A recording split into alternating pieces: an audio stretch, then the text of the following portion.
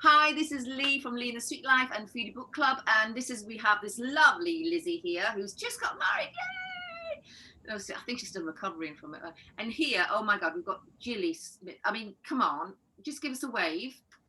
Hi. Oh, tell us all about you, because I've just said this to you, I'm in awe. I'm like here when I talk to people, and you have spoken in your background with this. So tell me all about you. Tell me how you grew up to be this food person.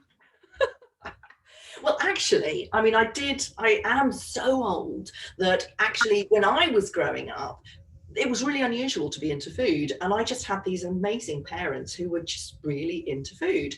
My father was in the army, so we traveled a lot. And so we spent 3 years in Malaysia when I was 0 to 3. And my parents was, going everywhere, finding out about all these spice blends and talking to local people and local cooks and gathering all these ideas that they would then bring home and cook at home. So I was always surrounded as I was growing up by my parents experimenting and the house filled with sound and smell and flavors. The kitchen was always the place where something interesting was happening. And, even if we weren't getting on very well during the day, by the evening, everybody would sit down around the table and chop and chat together. So I grew up around food, and it was only when I went to school, really, secondary school, that I realized that was quite unusual. Everybody came around to my house, I suppose, when I was young. And I also lived, it was an army, so everybody was kind of, going in and out of each other's houses. But I just didn't realise that this wasn't a thing. So by the time I was a grown-up and I started working in radio and television, I was really unusual in that I knew a lot about food. And so I kind of stayed in it. I realised that I had a little bit of a niche position. I was working in BBC, what's now BBC Radio London. It was called GLR at the time. And Nigel Barden, who's a big food person, he and I used to go to restaurants and do restaurant reviews. He was the main person on the radio doing the restaurant reviews. And, I kind of learnt around about the London restaurant scene before there was really a London restaurant scene. And then I went into television and started doing programs about the politics of food. So really the stories behind food. And that's where I love. That's your passion. That's me to a T. I love reading about books. And so when I started doing the Delicious podcast in 2016, which was a real pioneering move for Delicious magazine to kind of put the first food podcast out there, I kind of went all out to do the stories behind the food and stayed with that. And now I do Cooking the Books. I mean, I do lots of podcasts, but I do Cooking the Books. That's your baby. That's my baby. That's my first own podcast. And it just means I read a lot of books. Okay. Bookshelf over there, absolutely packed with food books. Because you've got one lovely kid, and how does your family, I mean, because if I'm just looking at your bookshelf that you just shown us, to do as much research as you have to do, because I've listened to your podcast, a couple of them, right? You know the background about everybody you're into. I mean, like in detail. How much research are you doing for that? I read every single word of every single book. I am a speed reader. The best thing I ever learned at school was speed reading. Really? And for me, it's like I work really hard to get through the first 20 pages, and then it's like leaping off a cliff, and then I can see it. It's like being in a film. I love it. So I am very, very happy to really read those books. And then I always cook up at least one or two of the recipes that they've chosen in their 4 food moments, because the podcast is 4 food moments that take us through the book. So they choose in advance and they tell me why they've chosen those food moments. I will almost always cook at least one of those recipes. And it feels to me like it's like the muscle movement of those people who I'm about to talk to. So I'm getting inside their heads through their writing, and I'm getting inside their body as I'm kind of cooking what they want, what they've cooked, what they want to talk about. So the Banjam Biryani, for example, that we're doing today. Excited I just want these things to have smelly vision, because whenever we do these, I know this recipe. And this really is amazing. Yeah. And, people can access it through CKBK, which, because... I put the link on. Everything, this is this is an unusual one because normally we have the written recipe on our website, Lee and the Sweet Life, but we've got the link, and very kindly, Gilly's given us this link to the recipe, which goes to, tell us about, because you said it was like the Spotify. They call themselves the Spotify of recipes. So people like Felicity Cloak and, you know, professional food writers will use that. And so you can basically find any recipe from any old book and new book as well. So the idea is, if, you know, rather than having thousands and thousands of cookbooks, if you're looking for recipes, as so many people, so many professionals do, they just go through this. I think they've got over 100,000 recipes on their site now. So they license them from the books. Yeah. You subscribe and you can get 25% off. With, if you say, I think it's Cooking the Books. Yeah, I think it's just Cooking the Books, but details are on your site, I think. Absolutely. Yeah. And then you can just kind of, you know, go through all these different recipes and cross-check and compare. So this one is on there, and then that links through to the Cooking the Books. So you get this wraparound experience. Cooking the Books. Can I ask you, because you're a vegetarian? No. You're not? Why did I get you're a vegetarian? Oh, I was reading something on your website about meat, and tell me what. Well, I am all about eating to save the planet. Yeah. So I will. Because I was reading an article about you who said, and I thought, I'm sure I've seen you on the podcast talk about meat in a positive light. Absolutely. Somebody was saying that, you know, oh, she's a vegetarian. I'm thinking, because you don't have to be a vegetarian to want to eat well and eat ethically, do you? Exactly. I mean, I eat. So Trina Hahnemann, who was one of my recent guests, she's a Copenhagen activist chef, and she says 80-20 is the ratio. So 80 plant-based foods to 20 everything else. So I only eat. So, you know, everybody who kind of subscribes to that ratio is looking to save the planet. So we need animals on the land, but we need them to be pasture fed. They have to be high welfare. Beef, cattle, we need, you know, we need them tramping the ground. We need them, we need the lambs to munch away at the grass to allow photosynthesis in. Otherwise it would just grow too much and we wouldn't be able to make the soil healthy. We've got the experts say we've got less than 60 harvests left. It is extraordinary. Left of soil health. So we absolutely have to actively eat to save the planet. And that means we need to put our trust in the good farmers to do the right thing. They are the stewards of the land. They look after the environment on so many different levels, from hedgerows to absolutely everything. They will look after our soil health. We need to encourage the good ones so that they're not putting pesticides all over the soil, which is the problem in the first place. So I do eat good beef and lamb. Chicken I find a difficult one. If they were running free, I would be happy. If they were mob grazing, where the you know, the sheep and the cattle and the chickens were all sharing the pasture in a rotation, I would go there, but that's very difficult to find. So yeah, so I eat less but better. That's the hashtag, less but better. Do you think, from what I think, do you think supermarkets have a responsibility to, or farmers or whoever, I'm asking you, who has the responsibility to get those things, those good elements of the meat industry onto our plates for a really reasonable price? Because there are a lot of people out there who eat the cheap chickens and eat because it's cheap and they've got a family of 5 to, you know, because the argument against that, and I'm with you all the way, Hijab, but the argument against that is, well, I need to feed my family and I'm on minimum wage. So I work for the Food Foundation and I do the Right to Food podcast for them as well. And at the moment, this very week, we've collaborated, well, throughout the whole of April with Delicious Magazine's podcast. And it is this week all about how to mend the broken food system. So that absolutely is being addressed on it. The answer is less but better. It's more plant-based food and less meat. But that also means cooking skills, and it means accessibility, and it means knowing what you're buying, and that means going right back to the beginning, teaching kids to cook at school. Do you remember those days, cooking at school? I mean, you know, home economics used to be for me, but without that, I mean, nowadays, I mean, I used to be a therapist in schools, and actually children, they did this experiment where one of the teachers, spring harvest, brought in vegetables, and one of the children said, I don't know what that is, and pointed to a potato, because they'd only seen it in chips in the freezer, and they had no idea that this potato was the origin of all of this thing. And that's quite a sad.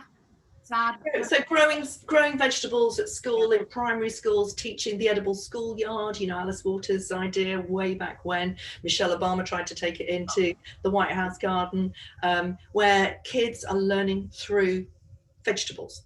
And there's been so many reports to show that if children own the experience, they will really care about it, and they will take those vegetables home. And there's a wonderful story here in Brighton, actually, where there was a really rough primary school that started doing this with a super head teacher way back when. And when those kids had grown their vegetables, eaten their vegetables every day in the canteen, watched them, handed them over to the dinner ladies to cook and eaten them, and felt really proud. When they'd grown up and gone to secondary school, normally the hoodlums would come and trash the playground of the primary school, but they were suddenly a generation of guards around this primary school, because they didn't want the kids the other hoodlum kids to come in and trash their wonderful vegetable garden. And this shows, it's about nurturing, isn't it? It's about nurturing and nourishing and putting those two together. There's a lot of work to do. I don't know why it's not happening. I know. We know this stuff. We've been talking about it for years. Not news, not new information. Do you think lockdown, going back to the children seeing where the food is, do you think there's something about lockdown that's made that happen to a certain extent? I know I'm starting another vegetable garden because, why not? But I think kids have, all they've had is been in the garden and look at nature. And do you think that's going to give them a kickstart, do you think? I would love to think so. But you've got to be encouraged by someone. If you're a 10-year-old kid, you might really, really love the idea of growing your own vegetables, but unless you've got a parent to help you go and do that, and to know what to do, and to have access to it, and have the money and the time and the mental health to do it, there's so many things that stop health. There was a lovely thing on your website. I'm looking down because I want to quote it, right? And I think this quite sums up what you just said about having a passion. In your website says, I'm not a great fan of a book without a cause. I love that. And that sort of tells me about, you just said about when you were growing up with food. Yeah.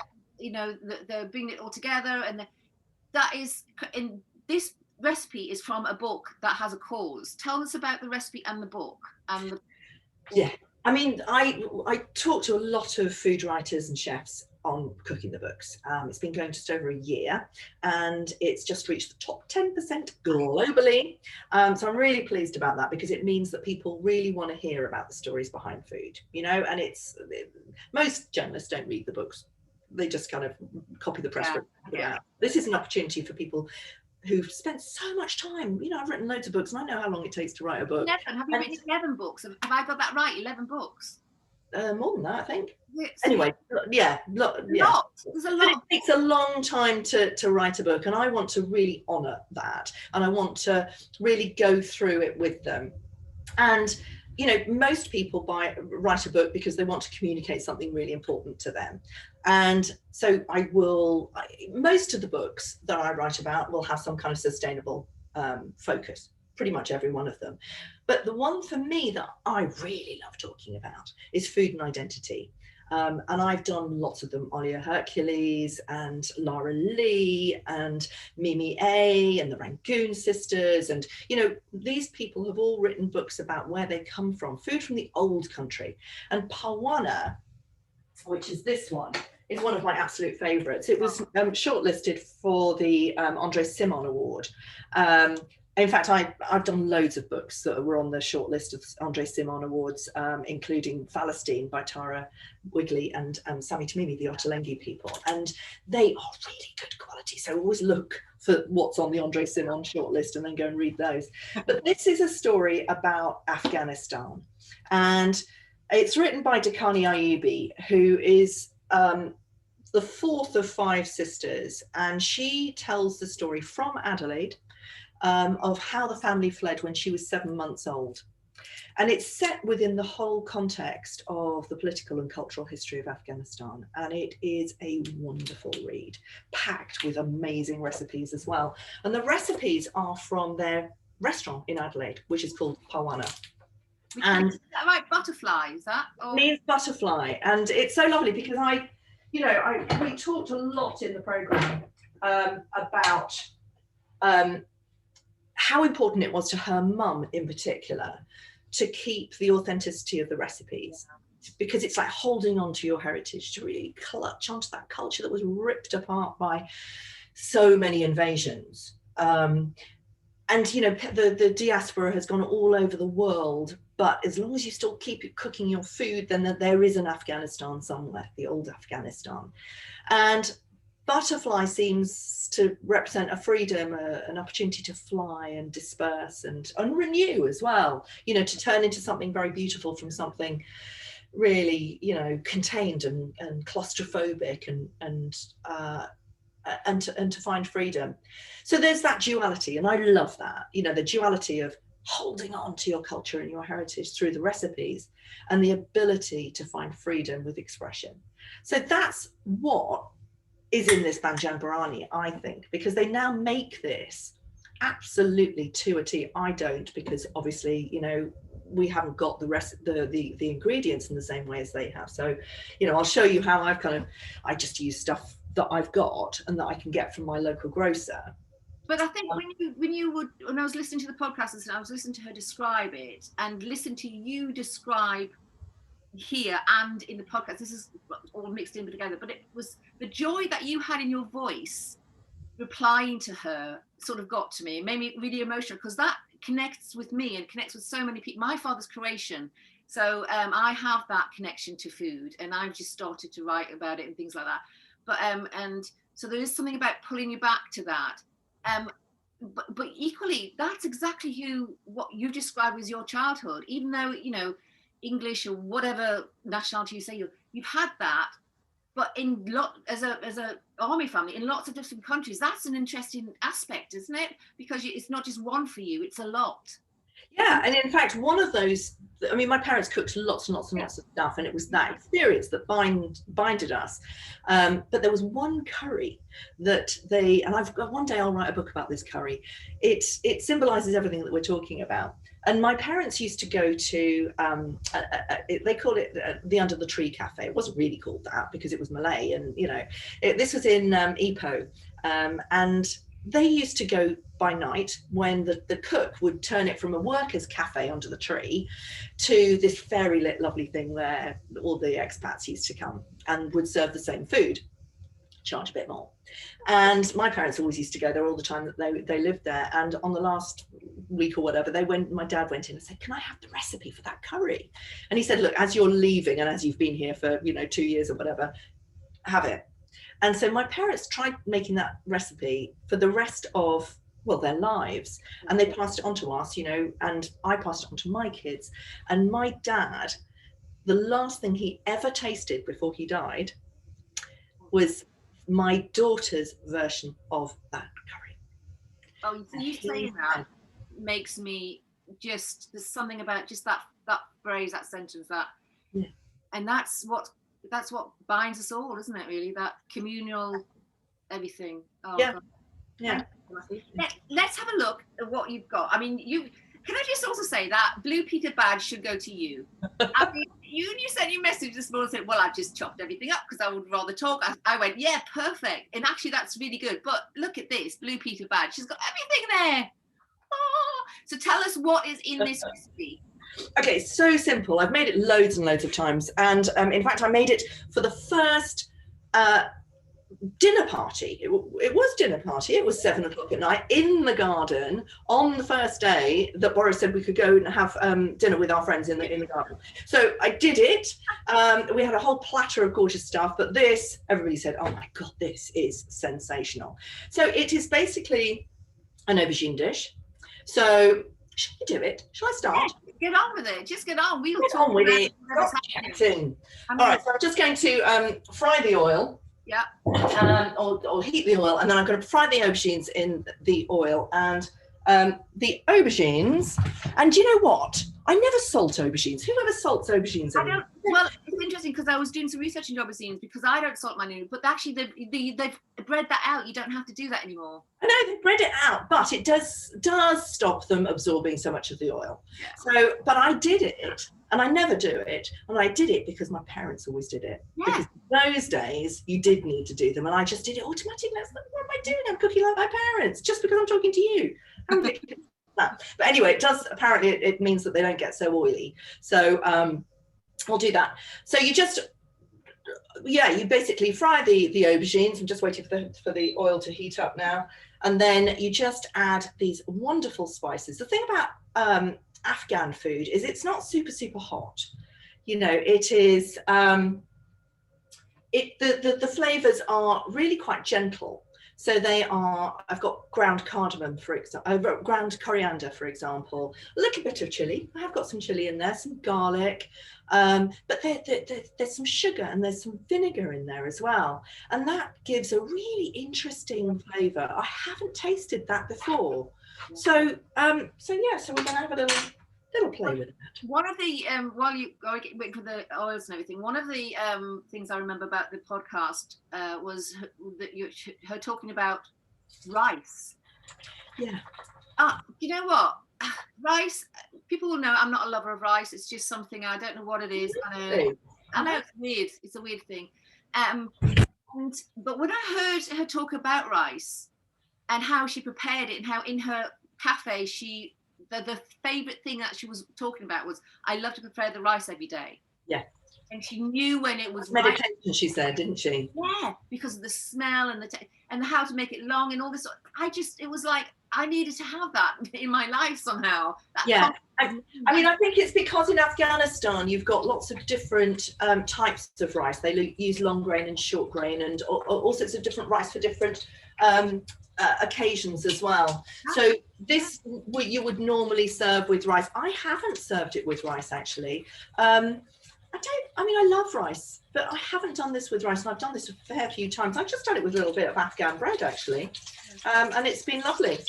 Ask me a question about rice and us Brits. Do you think that us Brits use rice as it's like a throwaway thing, whereas other cultures use rice as it's the foundation of something wonderful? Yeah, I mean, in so many cultures, their "hello, how are you" actually translates to "have you had rice today?" Yeah, and yet in England, our culture is like, and I have an order of rice with that. It's like a yes, yeah. Yeah. So when I heard her talk about it, it was like, I need that in my life. I mean, I think that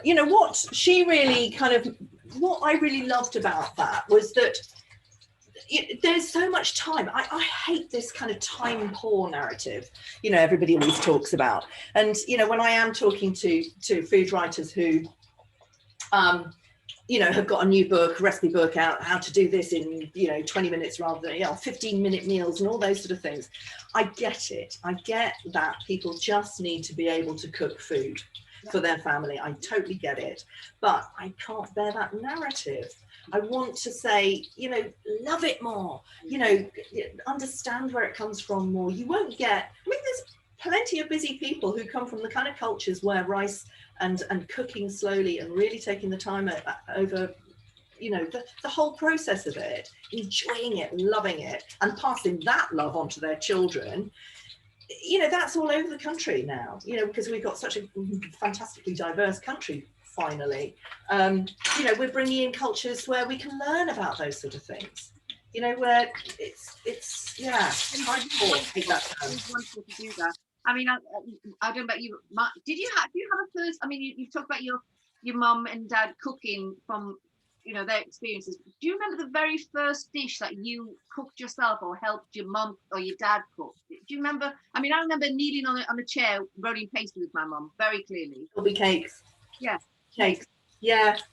But I do remember the first thing I ever ate, a proper food, because we lived in Malaysia, and so I used to go next door to my Ama's house and sit with her while she cooked for her family and for my family. It was those kind of places, Yeah. And I used to eat rice with my hands all the time, and so I am obsessed with rice, I have to say. I don't cook it very much anymore, and I certainly don't cook it with this. But I have eaten rice more than anyone.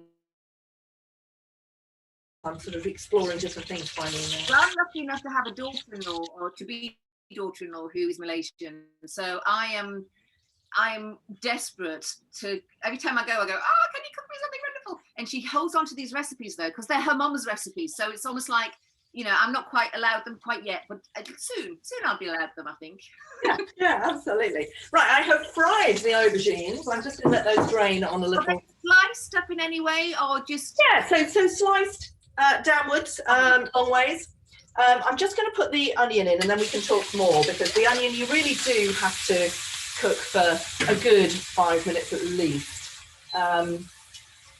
because that's where the flavour's released. All the sugars come out of the onions. And so again, that time narrative, that time poor narrative, how can you cook without taking time with your onions? Well, this is a metaphor for life. Yeah, I mean, we've talked to a lot of wonderful chefs who cook with spices and things like that. I mean, Dave Critchley, who is in Liverpool, is it Lebanon? I can't remember. I think it is. Sorry, Dave. He's now becoming a master of his field, right? And he was cooking something for us, and the way he dealt with spices now went, you've got to stop it, because I'm that typical. Throw them in, cook them, mix it up, and he's going, no, this is the time. You have to take time with it. But yeah. I understand people coming in from work and they've got 4 kids they need to get the food out. Yeah. Is there that? Can you sort of like justify that in a family, like throwing it on the table, as long as you sit down with them afterwards and eat it together? Do you think there's? Yeah, I mean, I've been there. I've brought up kids, and I think that one of the things that I did an interview with Sam Gates recently. Came out just after Christmas, who's got a fantastic book called The Batch Cook book. And I just thought, why didn't I batch cook? Why didn't I think about that? I really underused my freezer, and she really changed my thinking. I would always cook for my kids, but then I chose to work from home. I deliberately started writing before I had children, because I knew that when I had children, I would want to be at home with them. So although I was, very prolific, my focus was on looking after the kids. So it was only when they had kind of gone-ish, at least, one had gone in gap year and one was still at school but doing A-levels, that's when I went into work at the Delicious podcast. So I was out and about. So most of the time, during the time they were young, I was at home. And I know that a lot of people don't have the opportunity to do that, but I chose to do that. Made my life a little bit difficult at time, but that was my focus. Had I known about batch cooking, my life would have been much easier. So now I do, so these banjam biryani, for example, I will have some for lunch, but then I'll put it away and I'll put it in the freezer and I'll bring it out next week and it'll be even better. And I think that that's the key to feeding your family well. Make more, put them in Tupperware, put them in your freezer, use your freezer, because that's energy unused otherwise. In terms of greenhouse gases, use your freezer properly. It's a much better thing. And then sit down with your family. Yeah, talk about that. I think for a lot of people I've spoken to who, like you, they want to cook. They just don't feel as though they have the time to cook. But they have the time to sit and eat with them. And that's the thing that they feel like they've got to pay off there. So, there's much more emphasis on the open plan house and living there. So the kids at the table maybe doing their homework and the mums or dad's cooking. And then, so it's that sort of thing. There's an interesting thing that I had a book come out in September, a book that I took about 10 years to write. I started writing it when I was at the university as part of my university publication things that you have to do. And then I left and started getting involved with the Delicious podcast and was talking to a lot of food writers and chefs and stuff and made it much more about that. So it only finally came out in September. And it's called Taste and the TV Chef, and it's about storytelling and how TV chefs basically taught us how to eat. And there's a really interesting thing where somebody told me, and she was one of the people, the commissioning editor who commissioned Jamie Oliver and all those things, and she said that the BBC commissioned a survey way back in the mid-90s, I think it was, and asked people what they most wanted from their kitchen, or what do they want in their kitchen. Okay. And the survey revealed, well, what do you think? What did you think? So go to cast your mind back to I think 1990. most people in those days would have wanted a chef. Chef, interesting. Okay, I would say they wouldn't have known about good food at that time, because remember we weren't eating terribly well in those days. Dishwasher, maybe. No. Mixer. I'm trying to stay away from what I would want, you see. This is the thing. Well, no, what would you want? Well, I always want a really good oven. My priorities are a really good oven that's at the right temperature. That's the thing. And I love KitchenAid, so my KitchenAid goes everywhere with me. And they're the things that in a gas hob. That's what I would want in my kitchen. Sofa. Okay.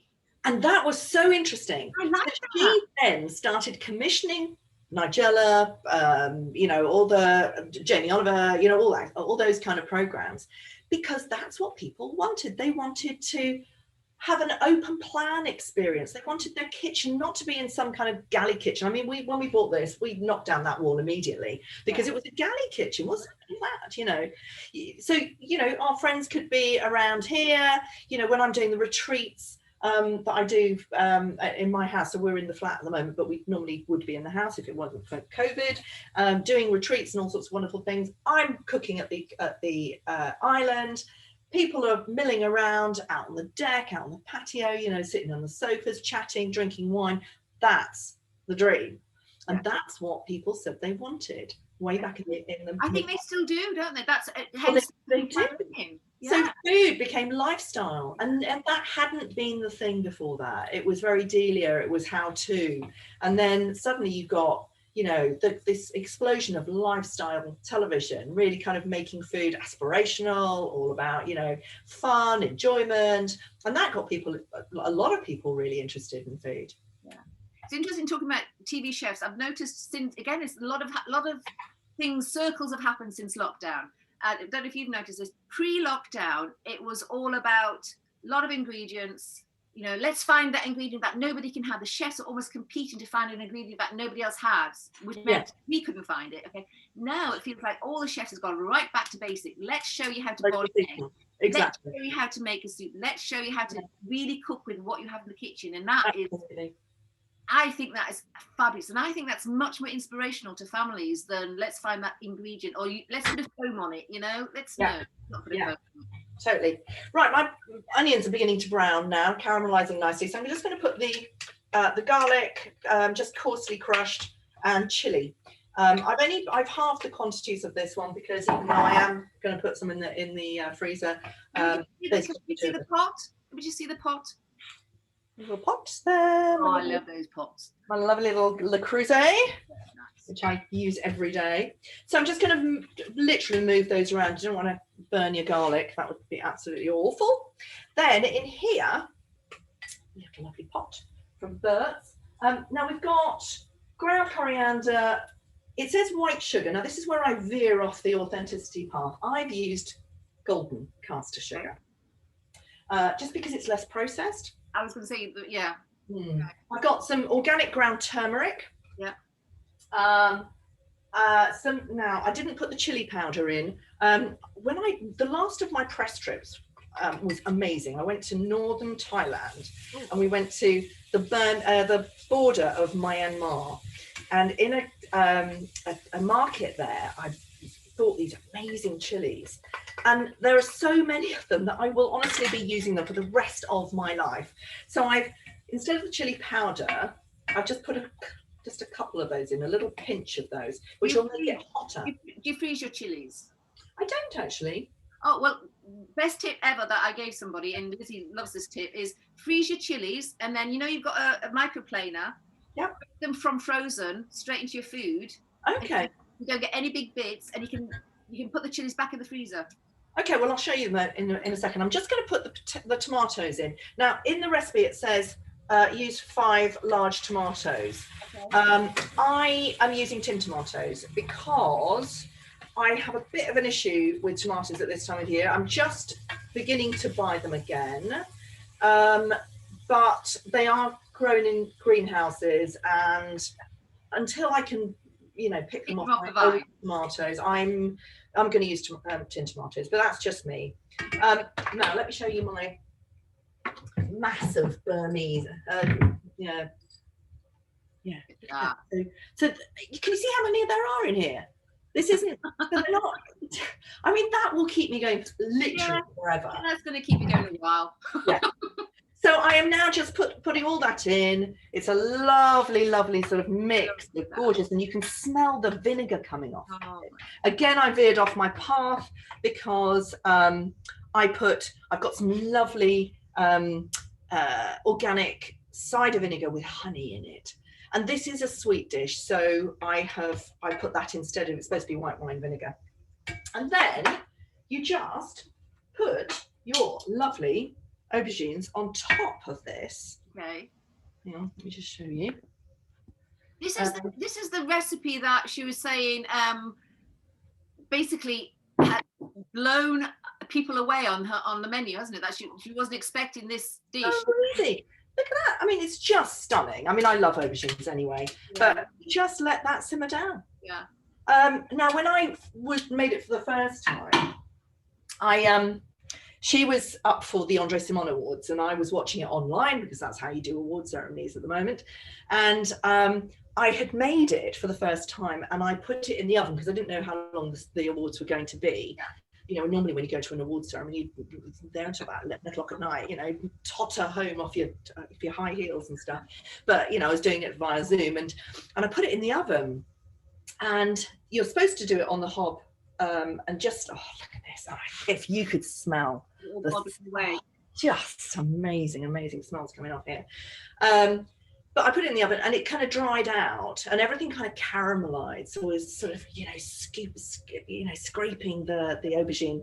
It's just not burnt, obviously, but just really crisped up. It was amazing. Now, if I put the top of my lovely little Le Creuset on the top there, it wouldn't have evaporated quite as much. But I really love that.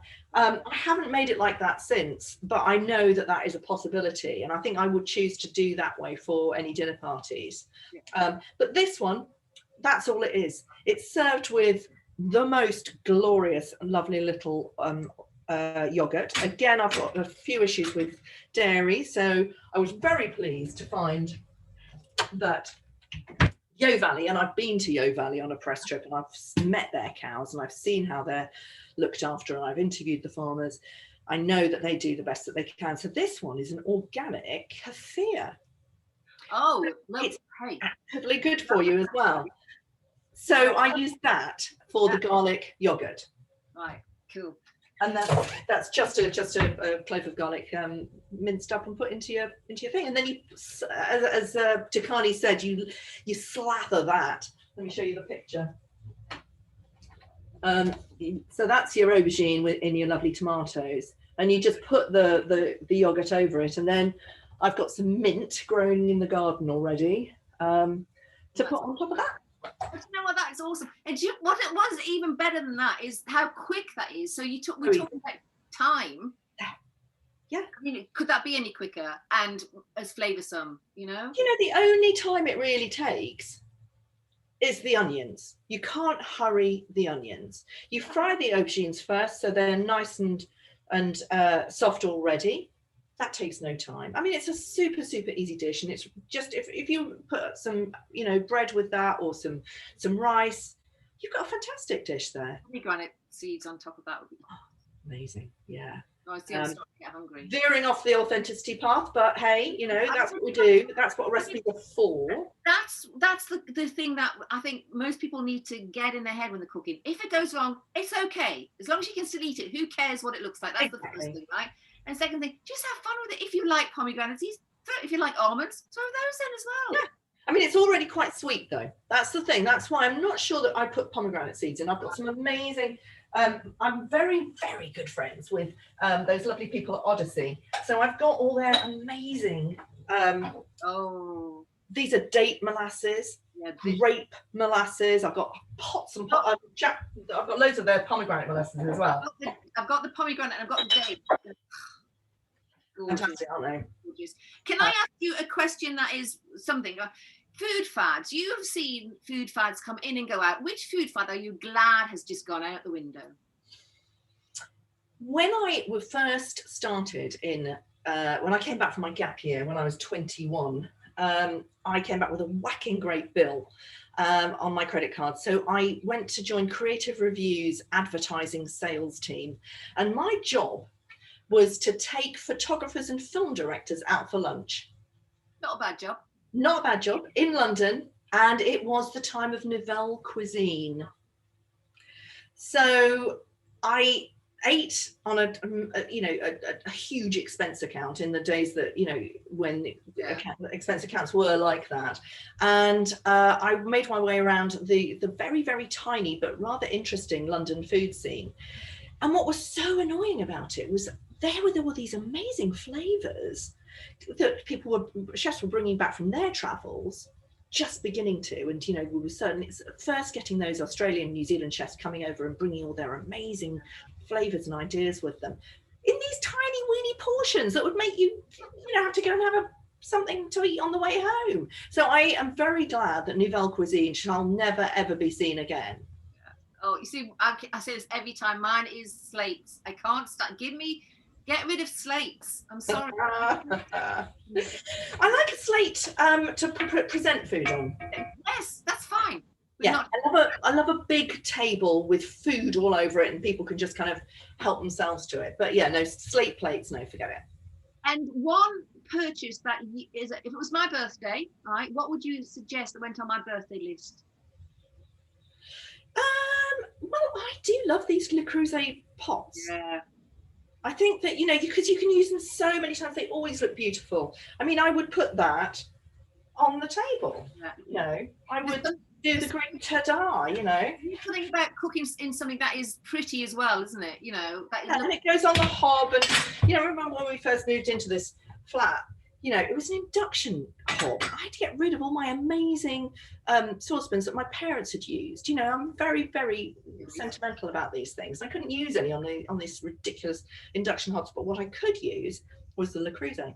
Yeah, I know. I'm crazy about hanging on to I could have a different kitchen area every single week. I hold on to them.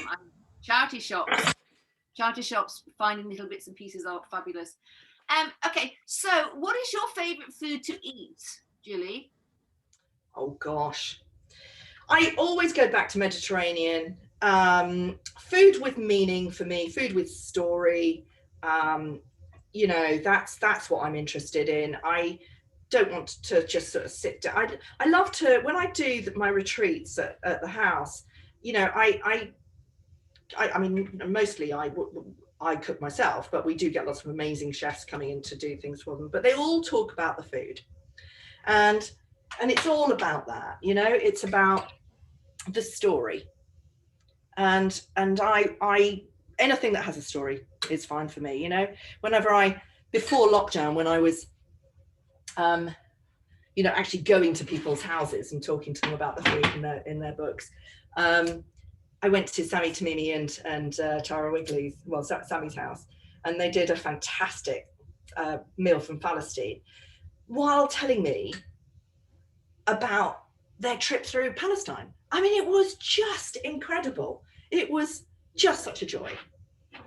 I just have to show you this gorgeous there. Oh, look at that. I mean, isn't that just so easy and so beautiful? I know, you couldn't get any better than that. And you eat that and you know that it comes from the most amazing story, book, family, and so many other families who've had that experience. And that's true. And you know what? I think that's sort of like the end of the journey for today as well, isn't it? But I just want to say thank you. Tell us all about shout about your stuff, because this is what I want you to shout about, where you are. So Cooking the Books with Gilly Smith is my podcast. That's what I love. So listen to that and tell all your friends about that. Get in touch with me. I'm at Food Gilly Smith on Instagram. When we get back to the house, we go back in June, we start doing the retreats again, and I'm going to start doing Cooking the Books, the retreats. So all those amazing food writers, I'm going to lure to my house. I've already got some signed up already. So you come down on Friday night, settle in. I can sleep up to 16 sharing, 9 not, and treated royally. Come down on the Friday night, meet the writer on the Saturday, eat their food, find out all about them, I'll do the live Q&A, you know, in my sitting room while we all chat about the food from wherever that story is. And then big dinner in the evening. They all stay over. Food writer either stays or goes. And then the Sunday is just pottering around, lovely, just go for a lovely walk in the woods. We're surrounded by woods, and have a lovely time, and then go off to lunch. So I'm so looking forward to those. Yeah. Hopefully it's going to happen very, very soon. So yeah, and mention again how people can get in touch with this fabulous recipe site, this book site. I mean, so CKBK, ckbk.com. You can get 25% off a subscription by using Cooking the Books in the but use, I think it's called Cooking the Books, isn't it? I think that's what the actual code is. I'm pretty sure it's Cooking the Books rather than Cooking the Books with Gilly Smith, but check that. That's in your newsletter, isn't it? And yeah, and I'm doing more and more with them. So I did an interview with a guy from Syria yesterday who's written a beautiful book about Syrian food. Obviously, same old story, diaspora, you know, he now lives in Amsterdam. But so it's a story of his childhood, the war and everything about it, but the food again as a kind of cultural anchor. He is so we'll, and CKBK are going to license his recipes, so you'll be able to get the books on CKBK and then use the recipes. Yeah, so we're doing more and more of that. And you know, I'm aware you've got a clock on the back, and I've just realised what time it is, and I could talk to you for another hour, and I know Lizzie's got to be back. So let me just tell you a little bit about Foodie Book Club. Foodie Book Club is about supporting the emotional well-being of as many people we can find in the food and drink industry, in the small business industry. Please sign up for the newsletter, subscribe. It is free, and you get it just links you in with some wonderful things. It has recipes, it has discounts which we get from our small businesses. Just help us. That's all you have to do to help us reach out to people. You'll find everything about Gilly Smith on leeandthesweetlife.com, which is just the website with everything on it. So all of the links that she's been talking about is on there. See you next time. Sorry this wasn't live. It was supposed to be, but thank you to Lizzie there, who's just got married. She's changed her name on the thing to Lizzie Selby. Oh my God, it was Lizzie Jones this morning. Bye-bye. Thank you, everybody, and see you next time.